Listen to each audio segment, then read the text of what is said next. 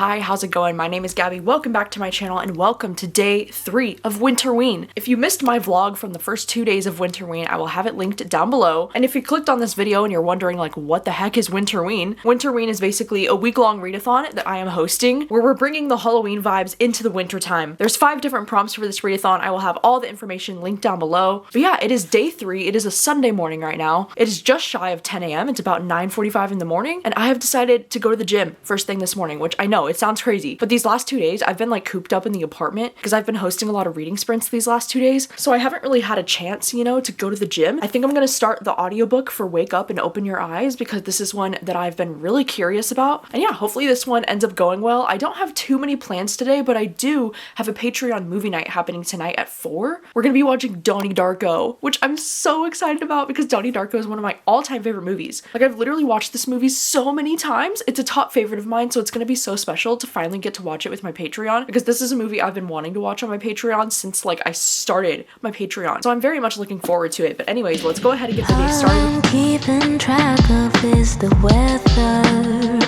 and there's no wind, no sun, nothing.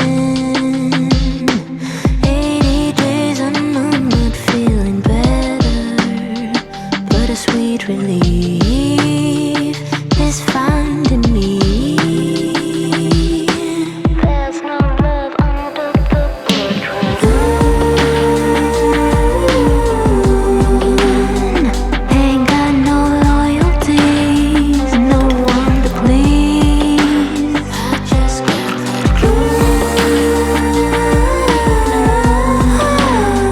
rhythm autumn never leaves, setting my soul free.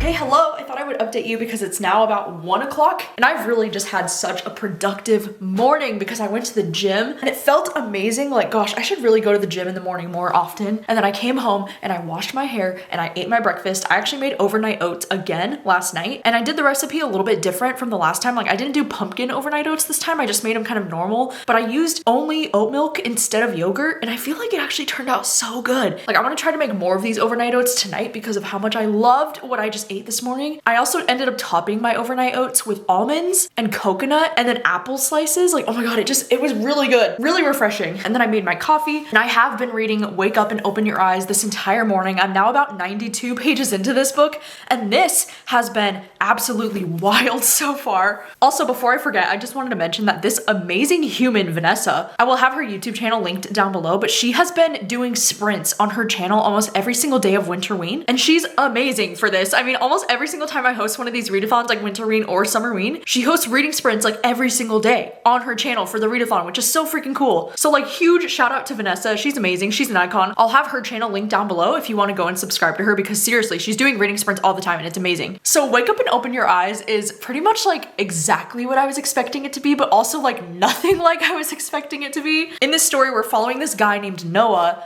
and he's like very deeply concerned about his parents because his parents are kind of like getting brainwashed by the news on their TV. I mean, this book is definitely having some very strong, you know, like social commentary, especially about the politics and like the ways of the world today and the way that a lot of people are just getting brainwashed by Fox News. I mean, literally the news station that his parents are watching are called Facts, like F-A-X, and it's kind of like Fox News, but like Facts News essentially. But this book is like taking it to an extreme, okay? Because this is not just having commentary about, you know, what happens when these kinds of things happen, like when people get brainwashed by things that aren't even true on the news. But this is like taking it to an extreme where he's kind of worried about his parents because he's like, oh my god, like what's going on with them? Like they're starting to get more violent and acting more rude than they ever have before, almost like they've been like possessed by something in a really weird way. And then it gets to the point where like his mother brutally attacks him and it's kind of like scary. It's like, whoa, it's like so unlike his mother to do something like this. And on the description of this book, it says that this book is a social horror novel about a family on the run from a demonic possession epidemic that spreads through media. And it says that this book is for fans of The Last of Us, which is a main selling point for me because I love The Last of Us, that TV show. It's amazing. One of my top favorites. So I was really excited to read this one, and this one is just so eerie and so weird so far because like when he's going to like his parents' house, they just have like a bunch of different TVs, and all of the TVs are playing the same news station. And the guy on the news station is like, it's time to wake up, it's time to open your eyes, and he's being all like preachy and kind of weird. And it seems like anybody that's been like locked into this news station is getting like completely brainwashed. And one of the creepiest things too that I don't like is how he's kind of being like, oh, I turn off the TV and then the TV just keeps turning on by itself. Like even when he's like unplugging it from the wall, and like there should be no way that this TV is still able to like turn on. And yet here we are, which is really creepy because like last night when I was in my room, my TV turned on by itself and like it never does that. And I was like, what the fuck? Like, are you trying to tell me something? I literally like unplugged my TV from the wall because like I was kind of freaked out, and I was like, my TV never does that. Like my remote was on the other side of the room. So I was like, why? Like, why did my TV turn on like that? It was weird. But anyway, this book has been very strange so far. I actually just got to part 2 of the book. My only complaint with this so far, I guess, is that the chapters are so incredibly long because basically that entire like part 1 of the book, it was almost completely like one chapter. So that first chapter was nearly like 60 pages long or something like that. I mean, I don't mind as much because I am listening to this one on audio, and I do think that the audiobook is also really cool, by the way, because the audiobook has a lot of like voice echoes and like sounds. And this audiobook has a full cast. Oh my gosh, if you look on Libro, there's like a ton of names under the credits of the audiobook. So like I'm imagining that this is gonna get even better on audio because it's a full cast narration. Like sometimes I think I'm like going insane because I'm like, wait, did I hear that right? Or is it actually echoing the voice? And I think maybe it's meant to make you even feel like you're kind of going crazy while you're listening to this audiobook, because that's how I'm feeling. But like, oh my god, dude, some of the scenes with this guy and his mom, like, oh my god, I will never get that out of my head. Like, that is disgusting. Ugh. Some of the scenes that I was reading while I was at the gym, I was like, why? Like, why? So it's definitely effective with the horror so far. But anyway, I'm going to continue reading this one this afternoon until my Donnie Darko movie night, which is gonna be happening in about like 3-ish hours.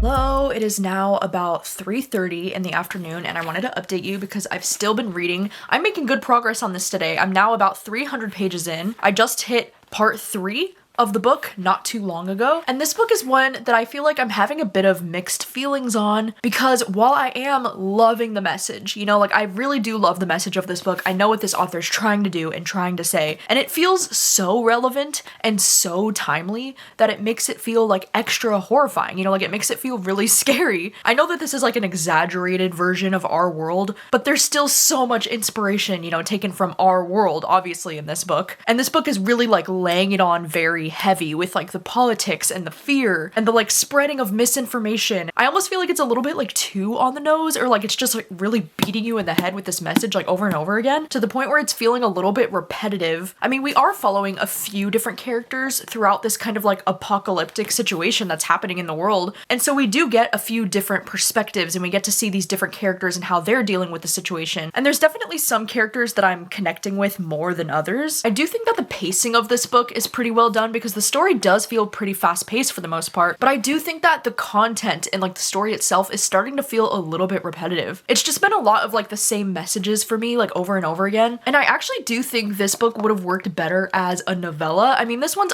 almost nearly 400 pages long. Like, I don't think this book needed to be this long. And there have been some like truly, you know, like gruesome and disturbing things happening in this book. Like things that are both like psychologically like scary to think about, like thinking about our world being this way, but also just like actual like bloody, gross horror. Like there's a lot of that happening in this too. I don't know if I mentioned it before, but I have actually read at least one book from this author before. I did read the story What Kind of Mother, and that one I remember having very mixed feelings about, because I was really enjoying it up until the ending, and then I just absolutely hated the plot twist at the end of that one. But otherwise, I don't think I've read anything else from this author. So like we'll have to see how it goes. I have like less than 100 pages left at this point. I'm not loving it. Like I do feel like this is probably gonna end up being around a 3-star for me, because while I do love the concept, I'm just starting to get a little bit bored with it. Like, it's just feeling a little bit repetitive for me at this point. Anyway, I have my Donnie Darko movie night happening in about 30 minutes, so I'm very much looking forward to that. I'm gonna continue listening to this one on audio until the movie night starts. Hopefully I can get finished on this one today.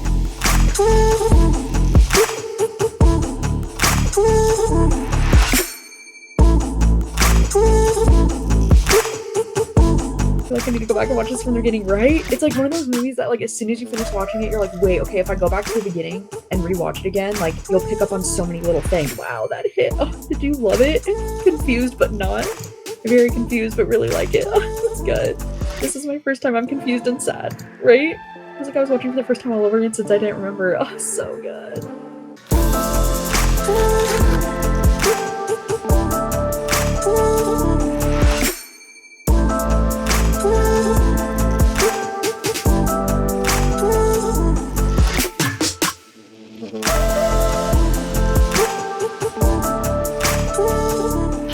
Hello, good evening. So earlier tonight I had the Donnie Darko Patreon movie watch party. It was so much fun. Dude, Donnie Darko is just such a classic, you know what I mean? Like, it's such a good mind-bendy, weird, disturbing, creepy movie, and it doesn't make any sense, and I just love it so much. And we had such a blast watching it on my Patreon. Like, almost everybody on my Patreon really enjoyed it and had a fun time. And it was just so great to get the chance to watch Donnie Darko with such a big group of people, especially people who had never seen it before. That was so great. It's an experience that I will never forget. And also, I wanted to show you I just got book mail. I just got book mail from Amber. Amber ended up sending me something off my wish list for my birthday, which is like so freaking sweet. She sent me Sky Full of Elephants, and dude, I am so excited to read this book. Like, you have no idea. The premise of this one is just so cool because it takes place in this universe where one day all of the white people in the world are gone. And it says, in a world without white people, what does it mean to be black? Like, that sounds incredible and like something I definitely want to read. So thank you so much to Amber for sending me this. And I wanted to update you because I have just finished reading Wake Up and Open Your Eyes, and this book was just absolutely wild.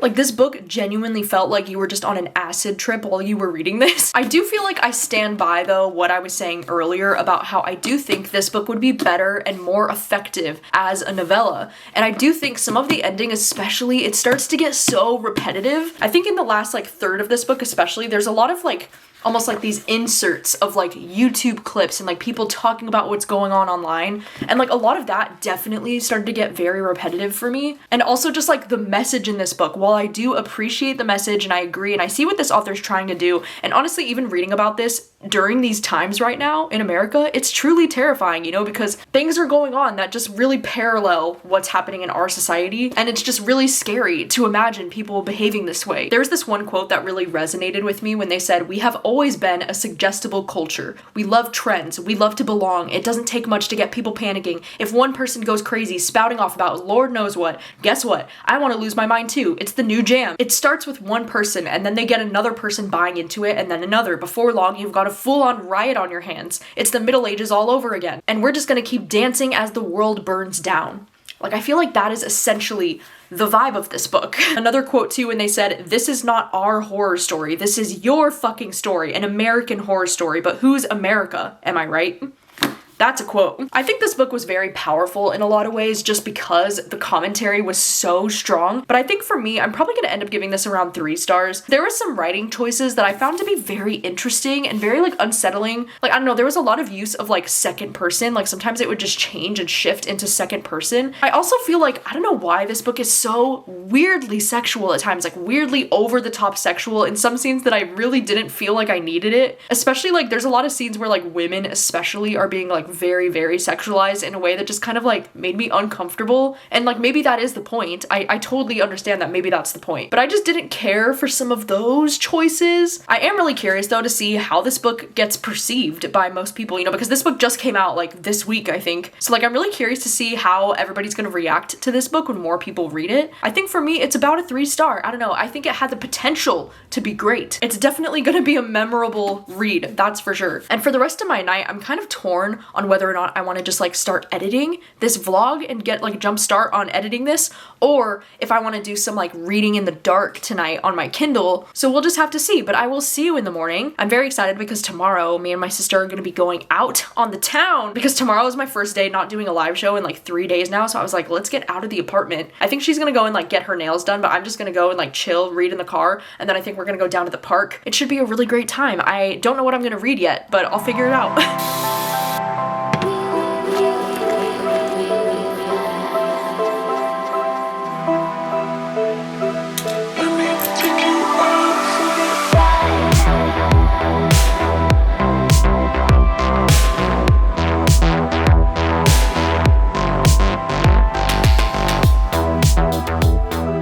Hello and welcome to day 4 of Winterween. Last night I finished editing this vlog, or editing what I needed to, a little bit earlier than I thought that I would. So I was going to try reading on my Kindle last night before bed, but like, oh my god, last night I just could not focus. Like I was so tired. So I didn't actually end up reading anything before bed. I also just had like the weirdest, most obnoxious cramps last night, and I was like, what the fuck is going on? Like, it's so annoying. And then I realized I forgot to take my birth control pill on Saturday night. Like, oh my god, who am I? Like, I never forget to do that. And so of course my body was like literally trying to shut down on me last night, so that was annoying. But anyway, now it's about 10:30 in the morning and I drove down to Bellingham with my sister. She's getting her nails done at this place here. I'm just gonna be sitting here in the car starting on Dark Places because I think this is the next one that I should read, because you know, like, this one is my book club pick for the month of January, so I feel like I should get a head start on this. And then after we're done here, I think we are going to go down to the park down by the water. I'm hoping it won't be too cold today though, because it is only like 39 degrees right now. I mean, I know it's still early in the morning, so like there's a chance that it could warm up a little bit, and I'm hoping it does.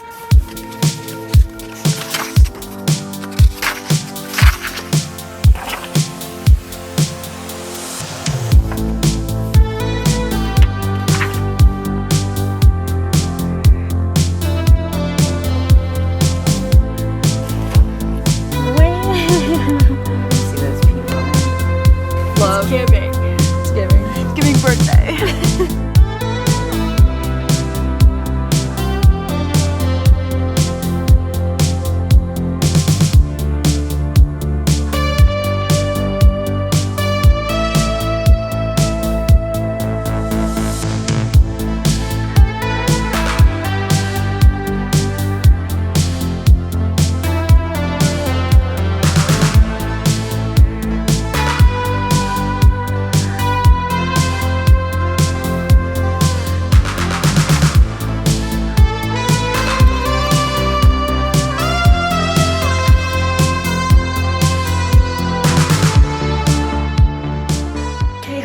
Good afternoon. It is just after 2 o'clock now, and I just got home from being out at the park. It was so lovely today. It was actually like, it was starting to get a little bit sunny by the time we were out there, and it warmed up to about like 48 degrees, so it wasn't too freezing. It was actually really nice sitting out there for a little bit. And we went to the Woods Coffee there, and we got coffee and food, and it was delightful. And I'm so excited to let you know that I've been reading Dark Places all morning. I got 110 pages in, and I'm actually really liking this one so far. I was kind of nervous to read this book, you know, because I've either seen people like give this 5 stars and say like it's one of their all-time favorites, and like people just really rave about this book, but then I also have been seeing a lot of people like DNFing this book recently, so like I wasn't really sure how I was gonna feel about this going into it. But after 100 pages in, like, I am so hooked. I'm really loving this so far. In this story, we're following this character named Libby Day, and when she was 7 years old, her entire family got massacred, like literally with a freaking axe, like so horrifying. And she has reason to believe that her brother was the one who did it. And so she literally testified in court when she was like 7 years old, and she said that she saw her brother commit these murders of like her whole family,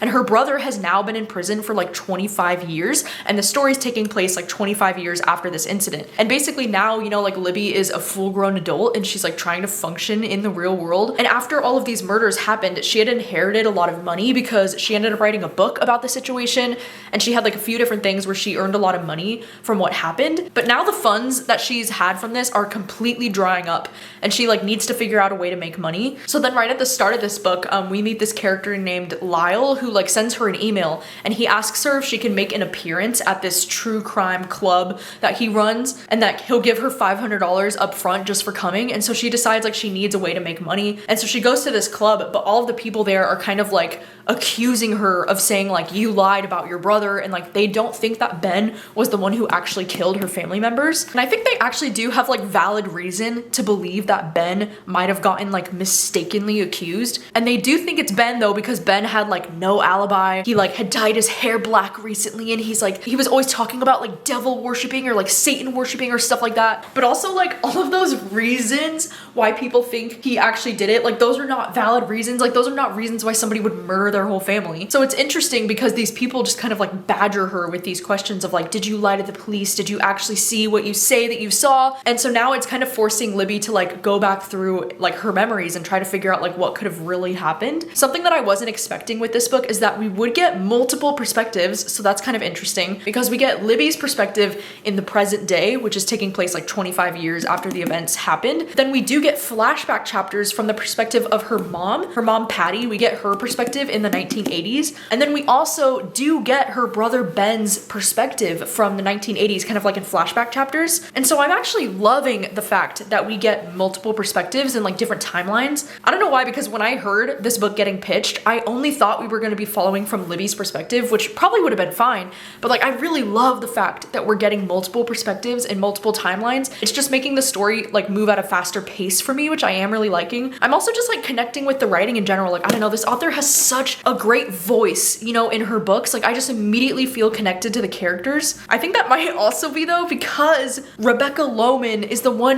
narrating this audiobook, or at least she's the one doing Libby's voice. And if you're like, who the fuck is Rebecca Loman? Okay, she is the audiobook narrator of Fangirl by Rainbow Rowell, aka one of my favorite books of all time. Like, I can't even tell you how many times I've listened to the Fangirl audiobook. So like, Rebecca Loman's voice is like insanely comforting to me. I love her voice. She's like one of my top favorite audiobook narrators after Fangirl. So because Rebecca Loman is doing the audiobook for this, I'm feeling like immediately hooked and connected. And I know that might sound silly to say, but like really, when you find an audiobook narrator who just like works for you and like her voice is just such a comfort to me, so I'm loving that. I'm loving it so much. So I'm kind of glad that I do feel immediately connected to this, and I am eager to see where the story's going because this book is almost 400 pages long. I think I'm about a third of the way into it. I thought that the beginning might feel a little bit slow to me or that I would have trouble getting invested, but that is not the case. I'm already really liking this. So I have strong hopes that this one could be a new favorite. I mean, gosh, I really hope so, you know, after all these years of like waiting to read this book, because this one first published in 2009, you know, and because I'm such a huge fan of Gone Girl is literally probably my favorite thriller of all time. So like, I don't know why it's taken me so long to get to this one. I think for the rest of this afternoon, I mean, it's about 2:30 right now. I think I'm gonna go get changed, and then I'm probably gonna read some more of this on the couch before dinner tonight. And then later tonight, we're probably gonna watch the originals. We're gonna jump back in, which is like my favorite current obsession right now. Oh my god, I love it. The originals is actually like a spin-off show of the Vampire Diaries, and the originals, it follows the original vampires that were in the Vampire Diaries. Oh my god, I love it. We're on season 2. We're just living, laughing, loving. It's been great. Like, I'm actually obsessed with it now.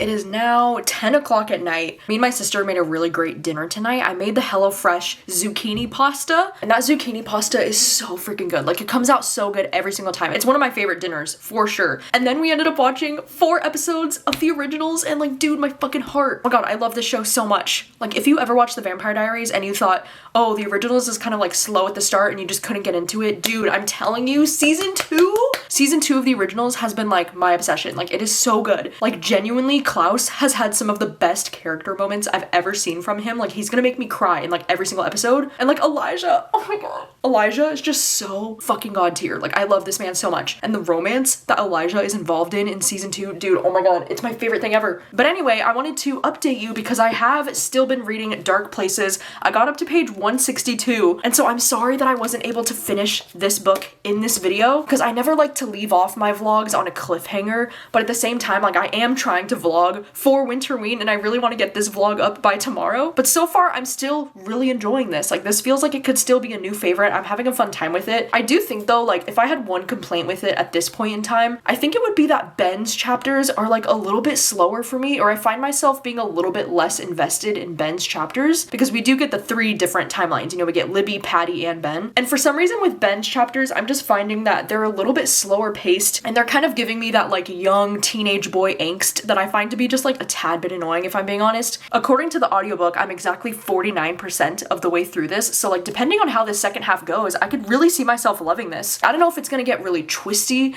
or like how the second half of this book is going to feel, but I can't wait to read it. I'm having a fun time with it so far, and unfortunately you'll have to wait until my next Winterween vlog to see my final thoughts. My next Winterween vlog should be going up by this weekend because I'm gonna include the last 3 days in this final vlog, and so hopefully I'll be able to finish up this book in the next vlog, and then I also plan to read the new Grady Hendrix in this next vlog. So thank you so much for watching. You'll have to let me know if you've been participating in Winterween. How has it been going for you so far? Please let me know your thoughts on any of the books that I read throughout this video because I would always love to know. And thank you so much for watching as always, and I'll see you very soon with another vlog. Bye!